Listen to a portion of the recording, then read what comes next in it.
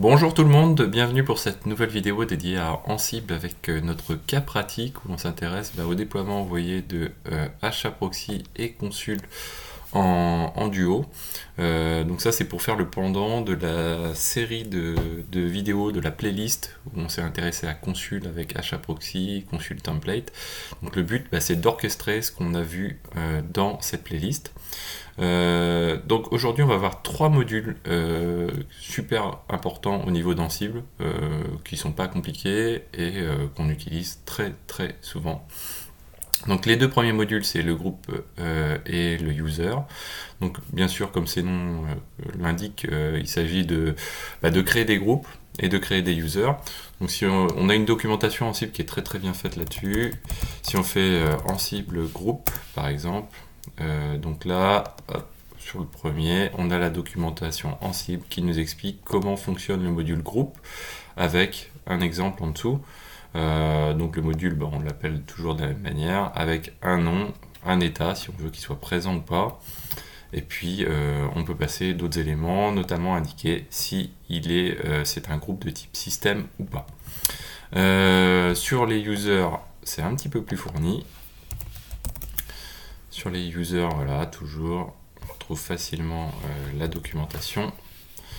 Et là, vous voyez qu'on peut passer beaucoup de choses. On peut définir la home, on peut générer une clé SSH, on peut définir les groupes. Le groupe, donc le groupe primaire, on va dire, du user, et puis les groupes secondaires. On a dit, on peut définir la home, on peut définir bien sûr son nom, son password, le shell par défaut qui est utilisé, et l'UID aussi, ça peut être quelque chose d'intéressant. Je pense qu'on le reverra dans un autre use case. Donc l'UID par exemple, ça va être intéressant quand on va faire du NFS, des choses comme ça. Donc voilà, donc les deux premiers modules, nous ce qu'on fait aujourd'hui, ça va être très simple. On utilise le module groupe pour créer un groupe pour le user Consul. Donc là on est toujours sur notre installation de Consul.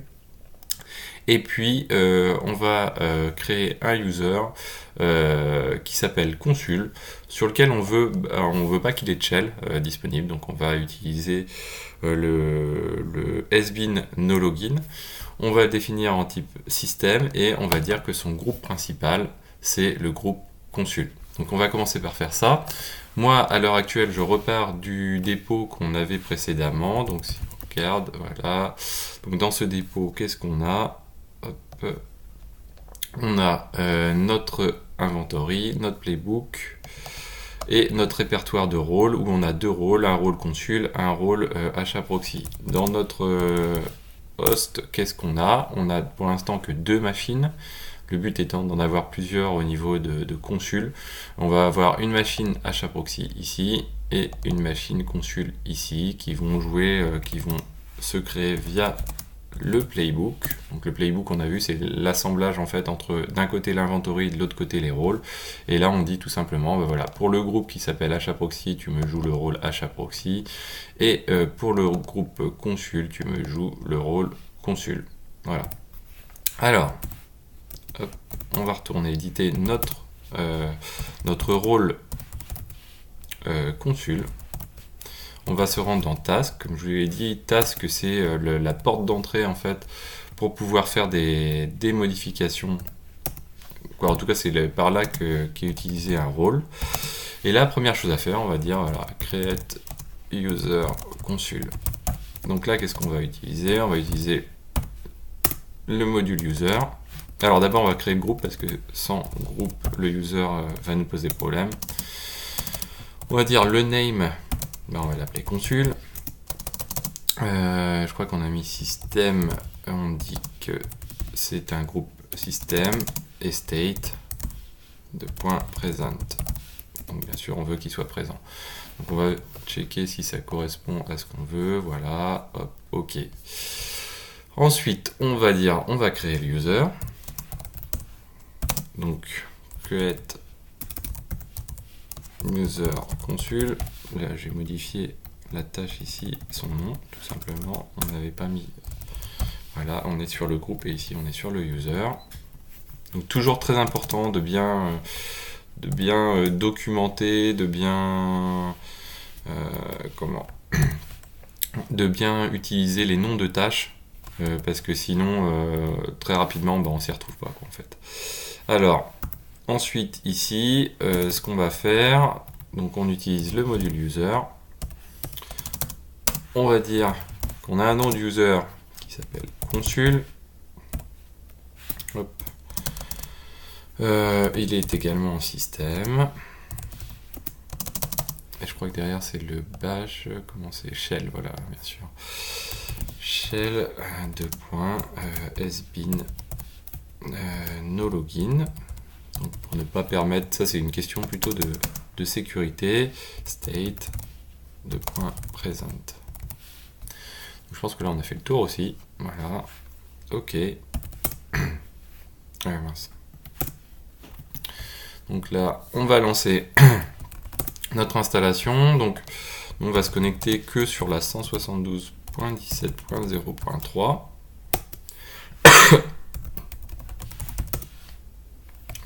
Ok, qu'est-ce qu'il me fait? Hop. Donc ici, on va se mettre en route. Et ici, voilà. Donc là, je suis sur ma machine. Et ce qu'on va faire, c'est qu'on va lancer le playbook. Donc on va faire un ansible playbook-i. Donc la localisation de notre inventory. Donc là, je vais mettre en plein écran. I, la localisation de notre inventory. Donc nous, en l'occurrence, bon, pour l'instant, elle n'est pas dans un répertoire, rien du tout. C'est dans notre host. Et à côté, playbook.yml. Donc on va lancer ça. Alors, qu'est-ce qu'il me dit? Il me dit que la 172.17.0.2 n'est pas... Ah oui, alors hop, ce que j'ai pas mis, il faut que je précise mon user.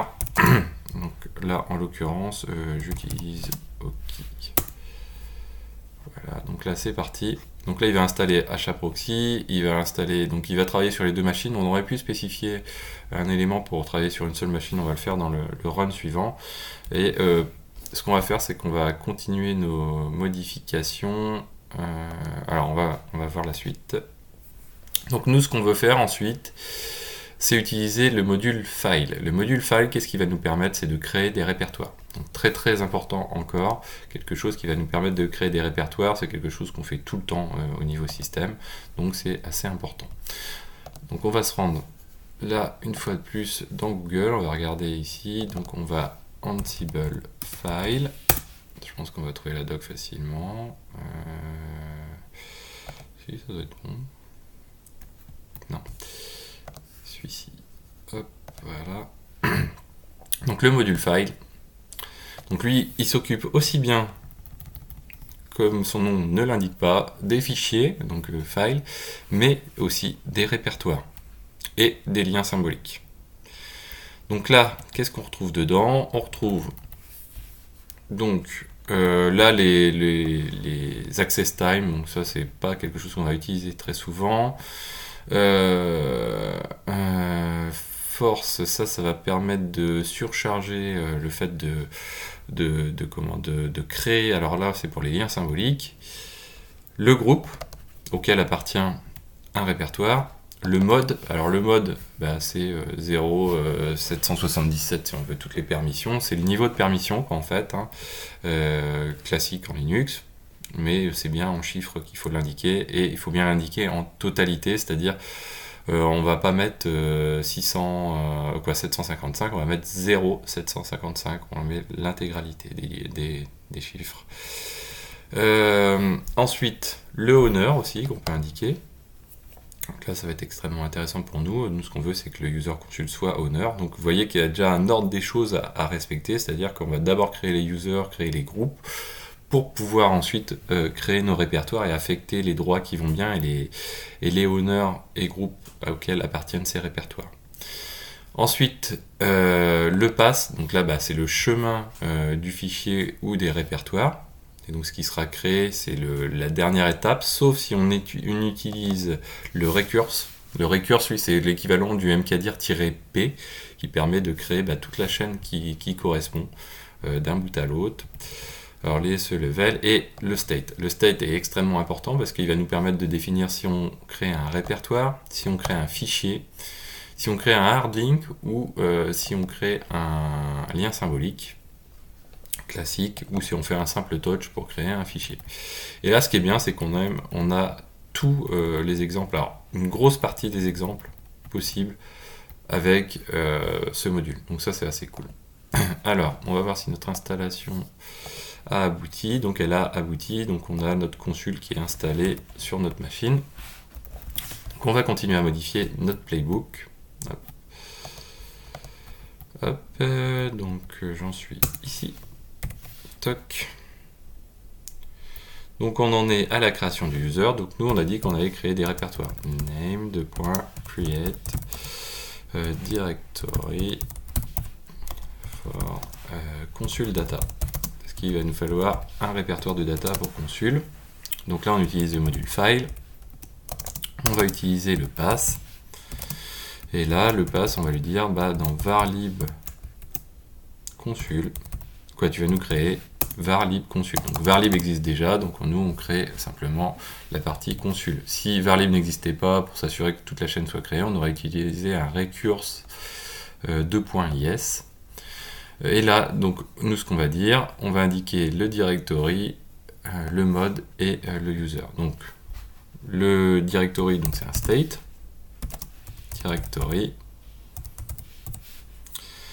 Le mode, on va être assez large, on va mettre mode 0755. Le owner, c'est notre user qu'on vient de créer, donc consul, hop, on n'oublie pas les deux points. Et le groupe,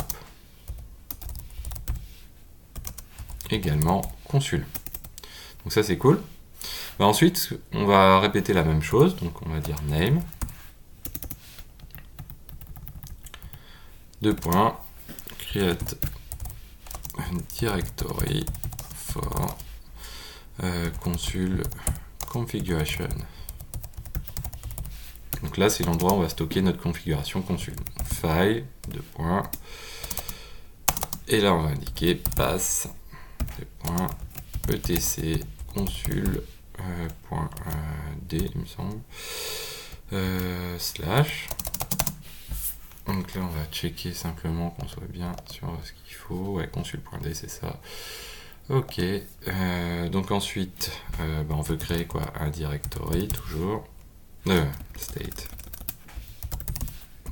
Directory. Ensuite, le mode 2.0755. Le owner, consul. Et le groupe, consul. Voilà. Donc là, on enregistre. Et puis, on va simplement faire notre mise à jour.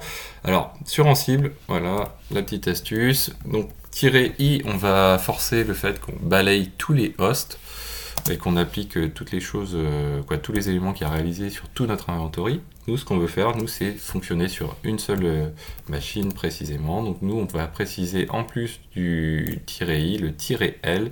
Et dans le -l, on va passer l'IP 172.17.0.3.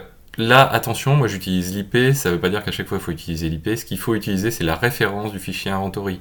Donc, tel que les machines sont référencées dans le fichier inventory, si c'est par un nom d'un hostname, il faudra indiquer plutôt un hostname.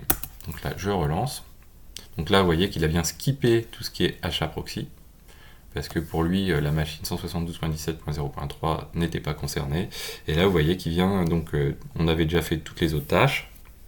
Donc là, ce qu'il a fait, il a été créé le directory. Et vous voyez qu'on a bien eu notre check qui a été réalisé. Donc notre check qu'on a réalisé précédemment, le but c'était de vérifier si consul était installé.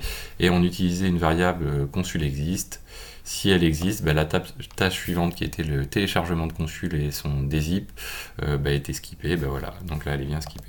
Voilà, donc voilà pour aujourd'hui. On a donc quelque chose qui a été, notre consul qui a été installé. Donc si on fait un cat etc pass wd, on retrouve tout en bas ici, hop, notre consul avec une home consul et avec son SBIN no login. Si je fais un cat etc groupe, je retrouve bien ici un groupe consul. Voilà, donc ça c'est cool. Voilà, donc j'espère que cette vidéo vous a plu. On n'en a pas fini encore, hein, mais petit à petit, on apprend des choses et c'est ça l'essentiel. Je vous dis à très bientôt sur Xavki.